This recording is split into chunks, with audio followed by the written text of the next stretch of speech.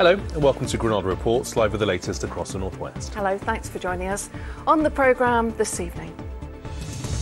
As the Queen's speech pledges that Martin's Law will become law, the music venue's already leading the way by training their staff to prevent terrorist attacks. There are laws about how clean kitchens are and how many toilets you have per person, but there aren't about responses to terrorist incidents, and it is important. It will save lives. Soon I'll be coming for one purpose, and that is to preach and proclaim this gospel message. Controversy over the Christian preacher heading for the northwest who says homosexuality is a sin. So very bless the mercy. Great song, great man, and now a great new tribute to Jerry Marsden, the voice of the Mersey Ferry. From ferries to flowers, Jason tells us how his mental health is blooming thanks to a spot of high-rise horticulture. And some parts of the region this morning had some much-needed rain for the gardeners and growers. But what's in store for the rest of the week weather-wise? Join me a little later on.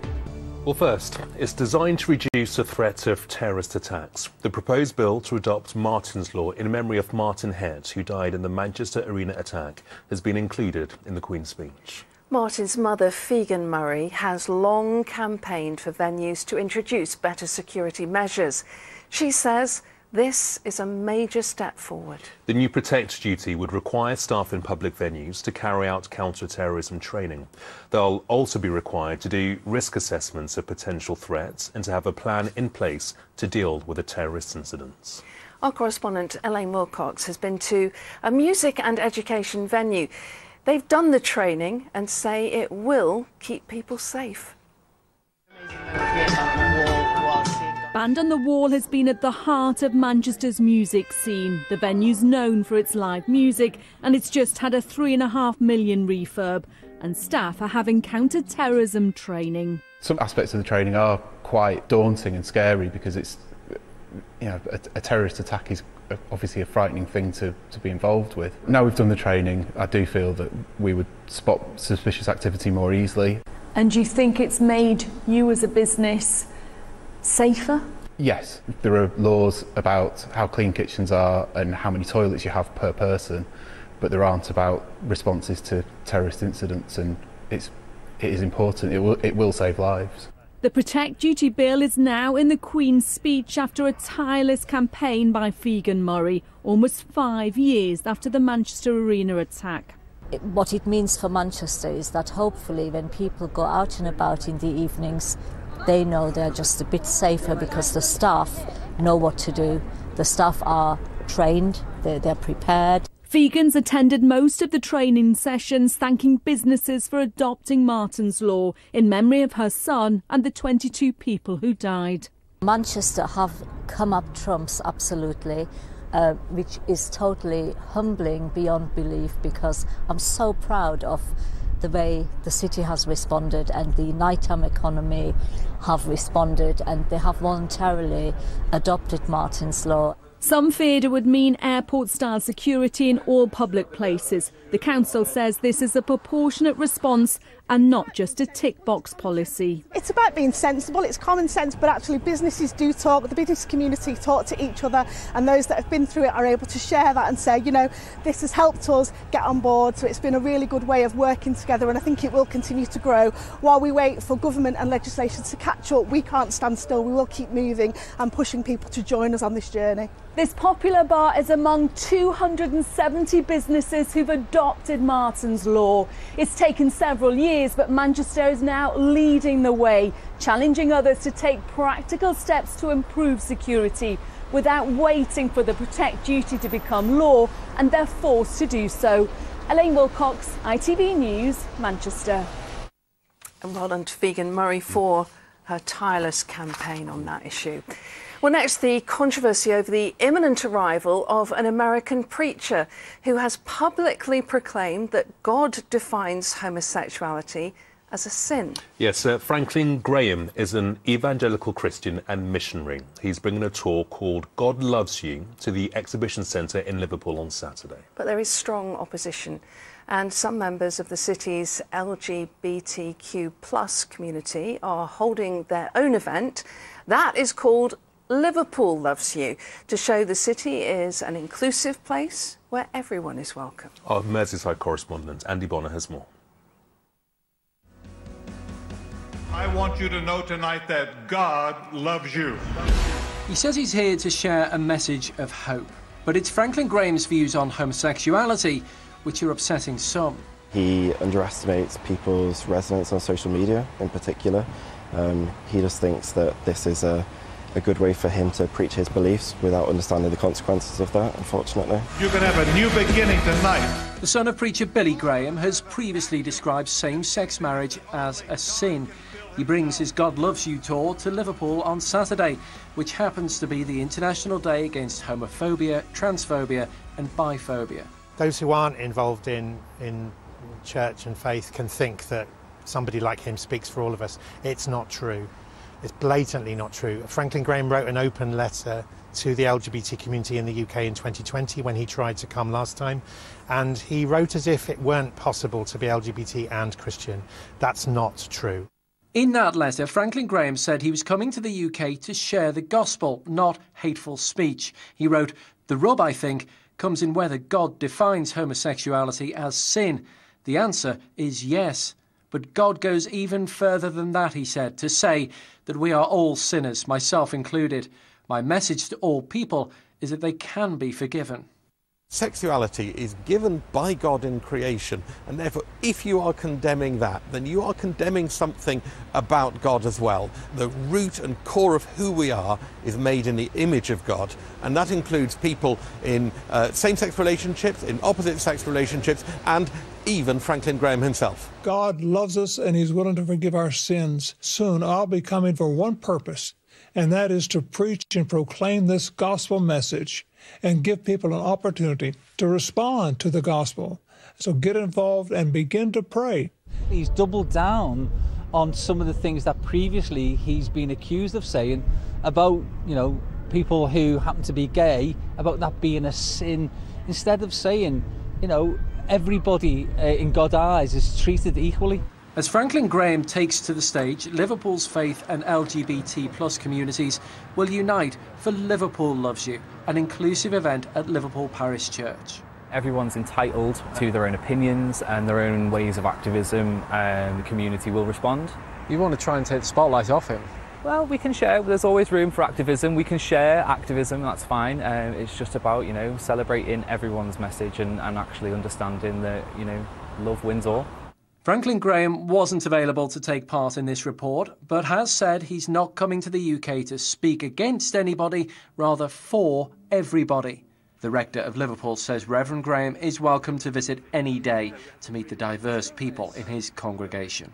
Andy Bonner, ITV News, Liverpool.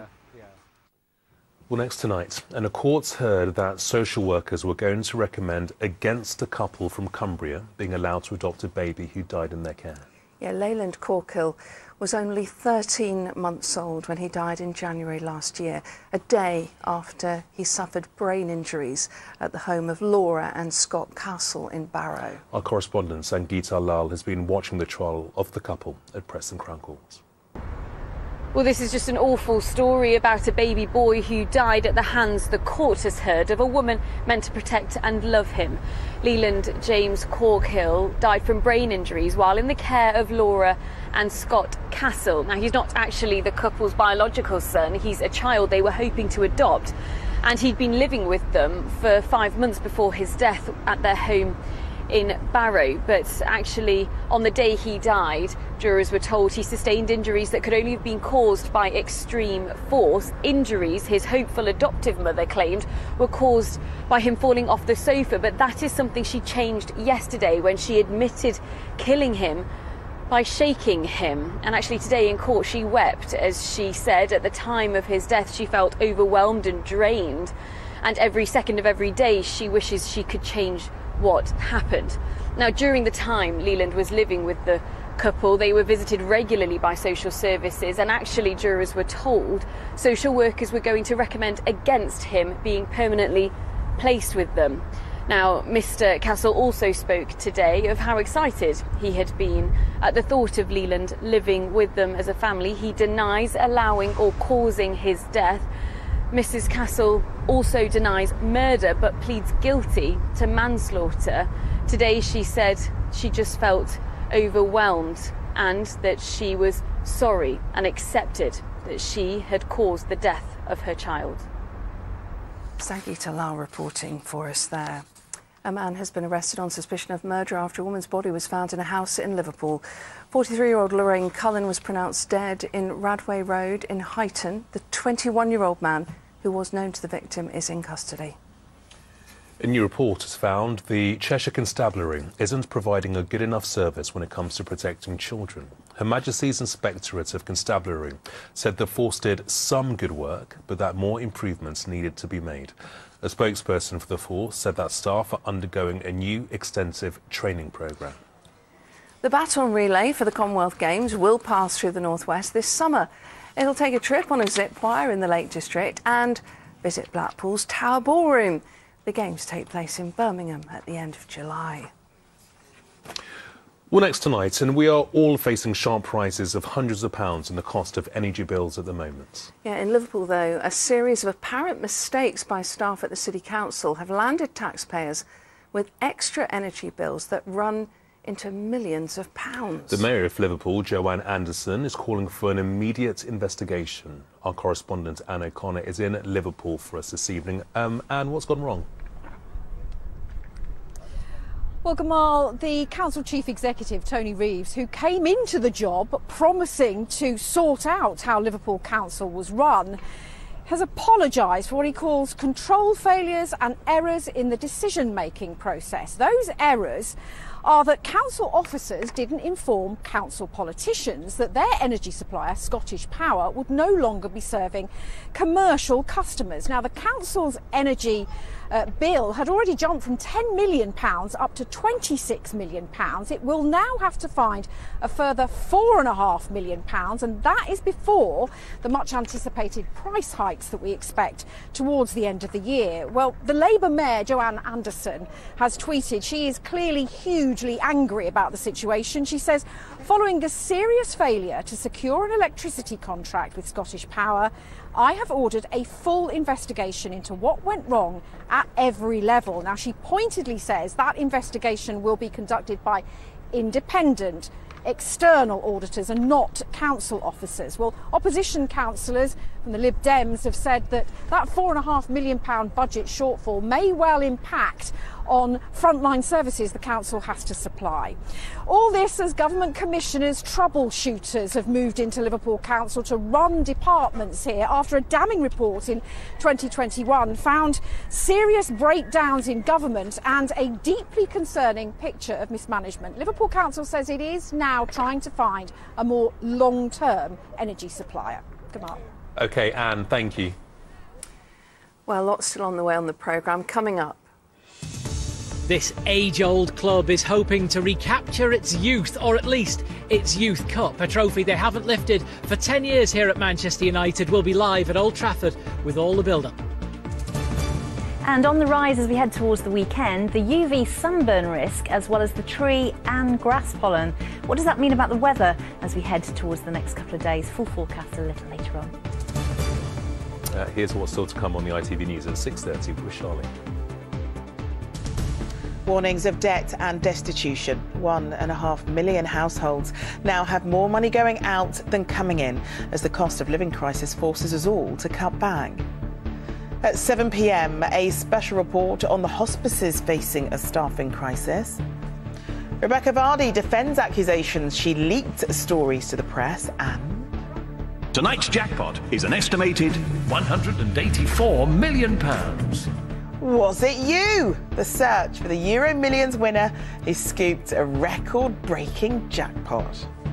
Join us for those stories and much more at 6:30. Yeah, it was us, Gamal and myself on it, but we love this job so much. We stayed here, didn't we? We're not going to do anywhere. the programme. Yeah. Actually, it wasn't us at all, sadly. Now, whenever you cross the River Mersey by ferry between Liverpool and Birkenhead, there is one song that echoes through your mind. It could only be this one song. So very cross the Mersey. What a classic. Yeah, of course, it is Jerry Marsden's famous Ferry Cross the Mersey. And however cold that crossing might be, it reminds you of the warm welcome that awaits you. Yeah, well, today is a special tribute to Jerry, who died last year. An official memorial was unveiled to him. Rachel Pritchard spoke to his family to see what it means to them. Well, you join me on the world-famous Mersey Ferry. And of course, a lot of that fame is down to one very special man, Jerry Marsden, who today was commemorated in a very special way. The terminal building is now named after him. And there to witness this were his family, and joining me now, Jerry's daughters. So, Vicky, what did you think of today? Really moving. We've been so excited about it. It was an absolutely beautiful little ceremony with the choir, and we're really proud to see Dad's name on the ferry terminal. Was it emotional seeing it? Very emotional, yeah. It's been a really emotional day actually. Lots of old pictures and everybody telling us what they thought of Dad, mainly good things, so it's been quite emotional. And Bette, what do people say to you about your dad? I mean, he means so much to so many people, doesn't he? He does, and I don't think we realised just how much and just to how many people until unfortunately he passed away, where we were getting good wishes and love sent from literally every corner of the world. The outpouring of love was overwhelming, it really, really was, and it's lovely. He made this ferry so famous. Do you have memories of coming on the ferry with your dad? Absolutely, yeah. If ever he had family visiting or friends from abroad, the ferry would be the first place he'd bring them. He'd bring them on here for a trip over, and just as kids, we'd come on just to have a listen. Although Dad would be a bit embarrassed, you know, he'd have his cap on because they used to play his tune, the full length version of the tune. But we've been on here, yeah, we've used the ferry for years as a family.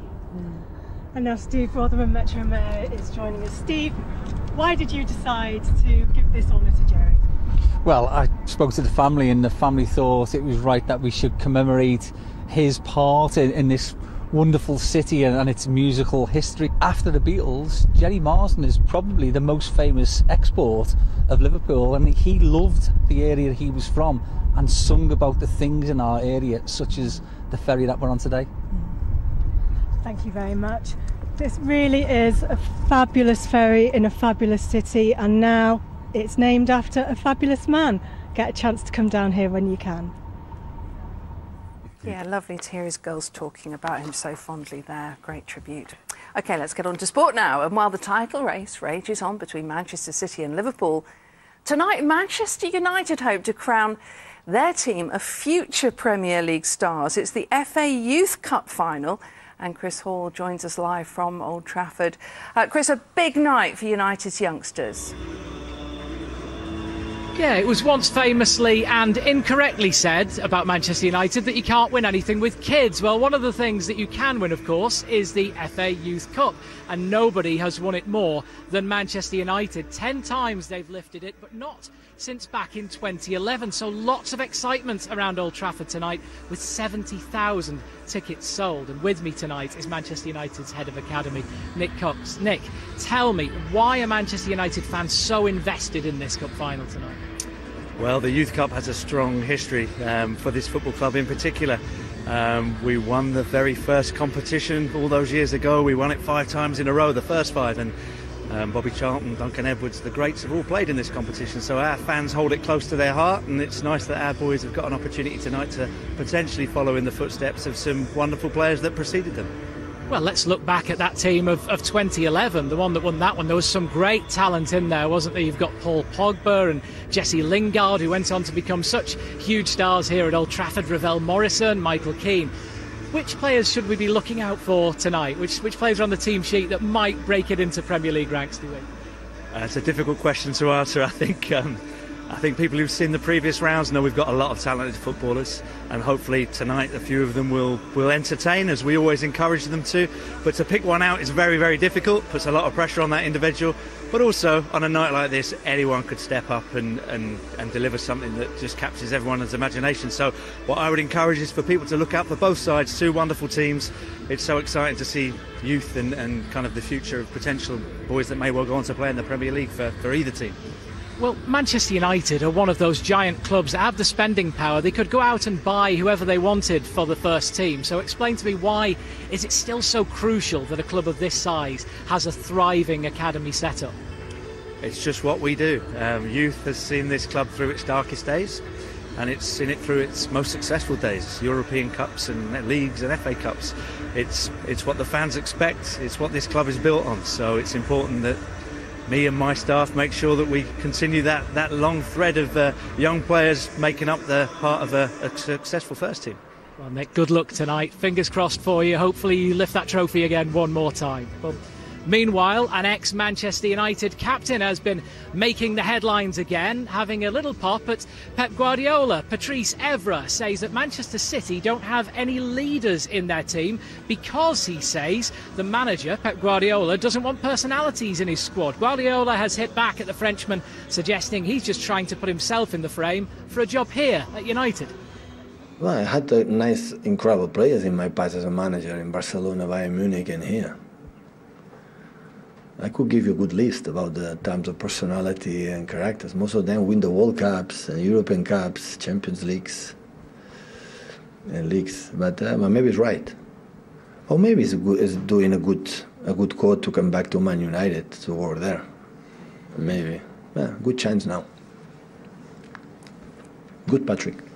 It is a huge night at the bottom of the table too, of course, as Everton can put 4 points between themselves and the relegation zone. They're taking on Watford, who of course have already been relegated. Everton, meanwhile, are coming off the back of an impressive win at Leicester, but the manager says it's essential they keep their focus.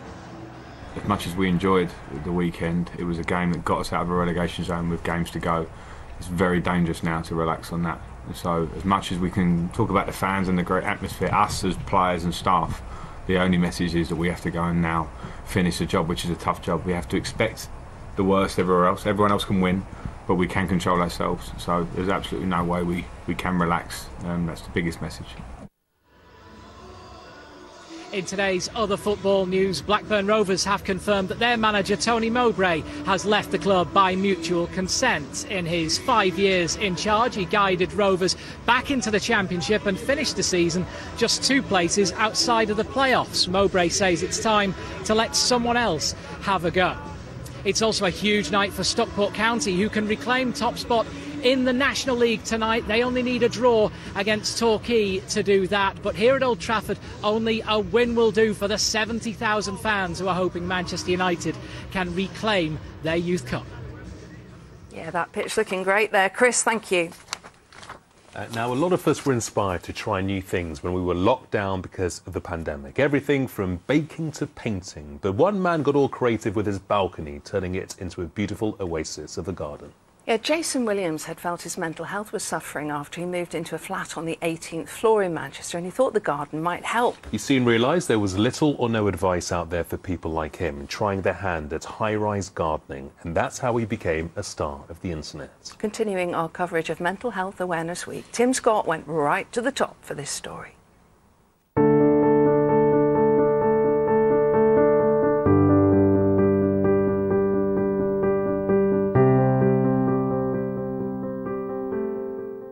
'Hey guys, welcome back to my channel. My name's Jason and I am the Cloud Gardener.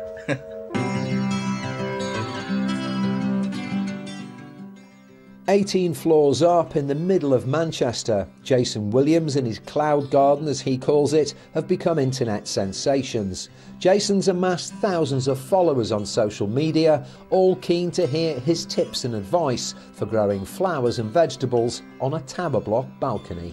My garden is normally around about 15 degrees warmer than it is on a ground level garden, and so I had to learn some different techniques. I approached my balcony in the same way that most people would approach a normal regular garden, but it just didn't work, and so I endured quite a lot of failures on the garden.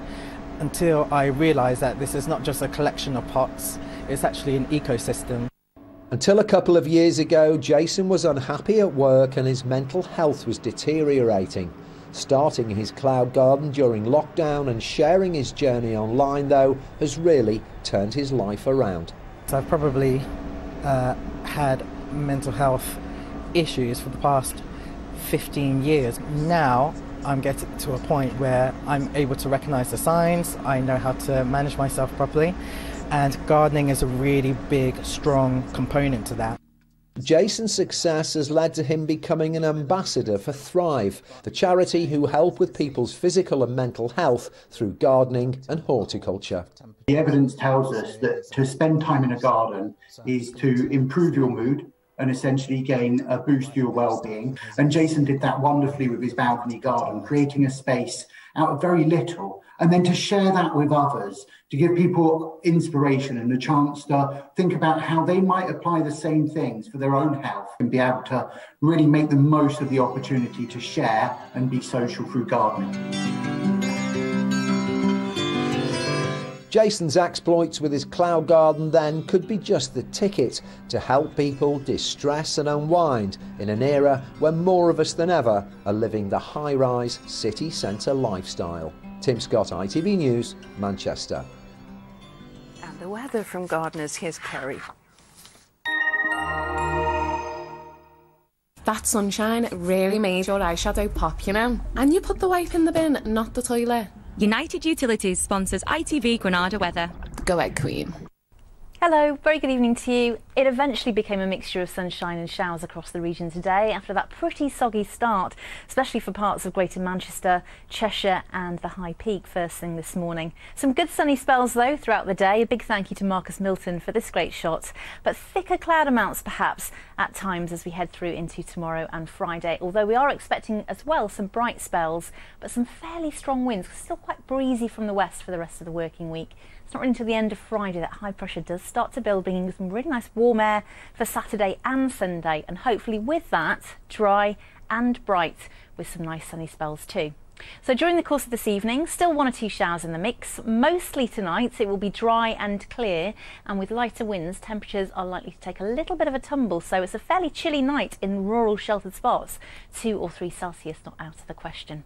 So as we head into tomorrow, 5:15 and 9 o'clock are your Thursday sun times. A fresh start tomorrow, but dry and bright, the lion's share of the sunshine. Into the afternoon we will see a little bit more cloud around, but also some sunny spells and a very small risk of catching a shower out in the west. It will be blustery for the Isle of Man, the coastline and the hills. Slightly fresher air tomorrow, maybe a 15-16 Celsius at max. On Friday, it's mostly dry, but again variable amounts of cloud and still quite breezy. But in the sunny spells, especially by the afternoon, early evening, we could be highs of 19 Celsius. Rising into the weekend, both the temperatures and the UV sunburn risk, as well as the pollen levels. But dry and bright with some sunshine with light winds. Take care. United Utilities sponsors ITV Granada weather. Those eyebrows are unreal. Tomorrow, one of the most moving reports you could ever watch. Yeah, this is Pete McLeave, who signed up nearly 100,000 stem cell donors, hugging a man from America whose life he's saved. All the more poignant because Pete hasn't found a match for himself yet. More on that tomorrow. Bye-bye. Bye-bye.